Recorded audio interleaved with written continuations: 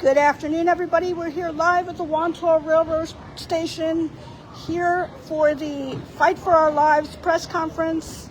I'll be beginning in about a minute. I'm just waiting to see one more person. Okay, come on. All right, ladies and gentlemen, good afternoon, and welcome to all for joining us both in person and virtually. Our press conference today is to fight for our lives. My name is Gina Barbara. I am the lead organizer of Hidden Treasures Advocacy, a nonpartisan disability rights advocacy organization. We strive to promote and assist in building the skills of self-advocacy, as well as promoting community first over institutional placement.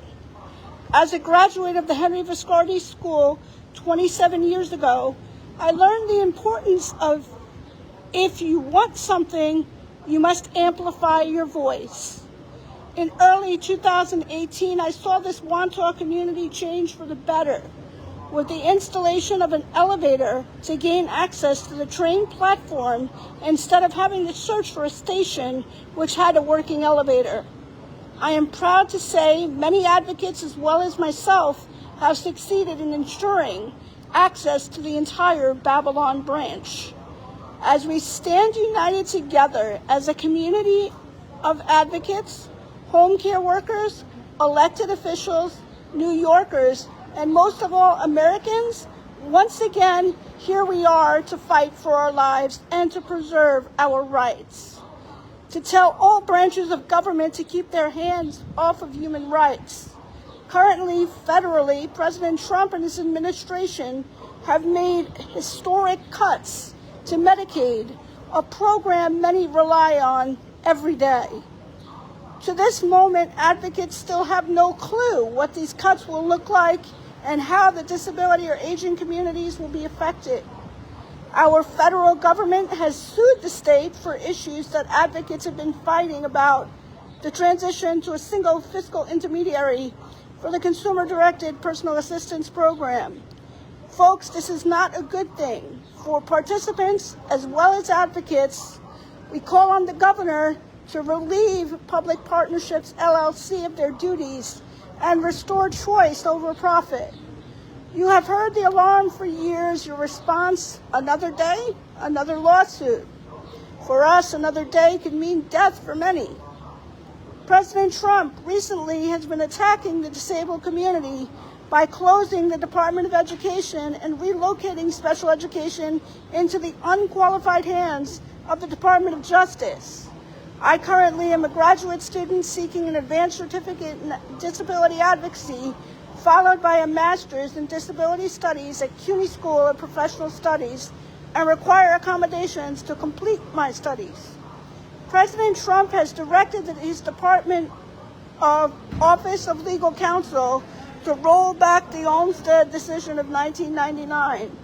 This important decision allowed for the inclusion of home and community-based services to individuals and allowed for the pursuit of freedom, liberty, and happiness as dictated by our Constitution.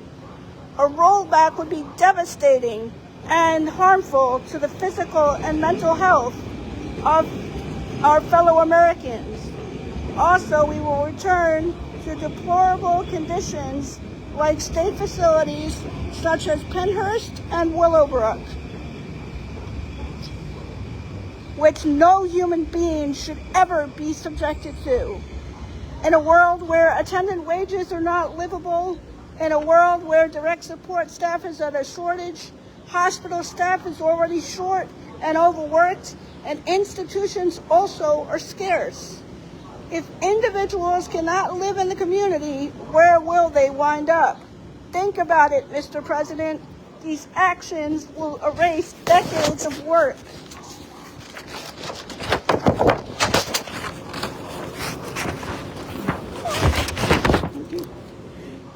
We fought so hard by our predecessors and strip individuals from their dignity and autonomy. We will fight until our very last breath to preserve the history of disability rights and refuse to allow government officials to steal our human rights. We ask our partners in advocacy to continue fighting alongside us. I encourage you to visit the Museum of Disability History at the Viscardi Center in Albertson, New York. I promise you, you will not be disappointed. We call on our United States government to say enough is enough. Stop these attacks immediately. This country is founded on liberty and freedom, regardless of political affiliation. Stand strong and amplify the ridiculously dangerous actions of this administration. To our state officials, although the legislative calendar has come to an end, our lives have not. We need your support to say no. Governor Hochul, we know you don't agree with most of our positions. However, now all the past must fade to ensure the rights of some of the most vulnerable New Yorkers, and we refuse to go back. We are here. We ask for a critical seat at the table to ensure the preservation of disability rights.